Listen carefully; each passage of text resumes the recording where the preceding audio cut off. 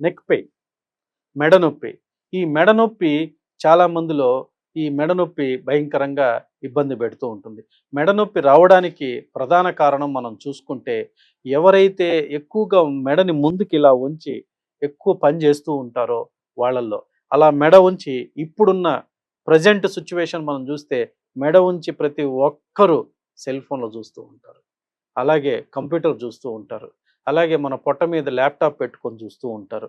Simple ఈ electronic based life స్టైల్‌కి ఎక్కువ అలవాటైపోవటం వల్ల మెడని కంటిన్యూగా మనం అలాగే ముందుకు పెట్టి దాన్ని ఆ మెడ మీద ఒత్తిడి తీసుకురావటం వల్ల ఈ మెడ నొప్పి రావటం అనేది జరుగుతుంది.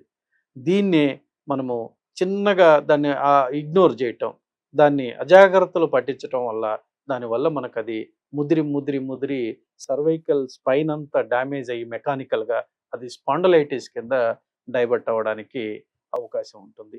అందువల్ల దీన్ని వెంటనే ఒక సింపుల్ యాక్టివిటీస్‌కే మెడ మీద ఇంత ఒత్తిడొస్తుంది అంటే మనం ఆలోచించాలి.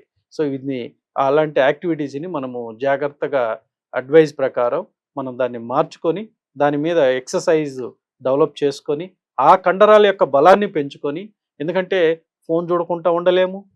వర్క్ చేయకుండా ల్యాప్‌టాప్ మీద వర్క్ చేయకుండా ఉండలేము.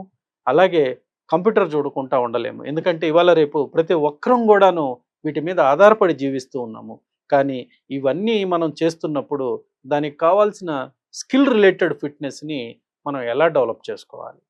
ఏ విధంగా మనం దాని మీద జాగ్రత్తలు తీసుకోవాలి?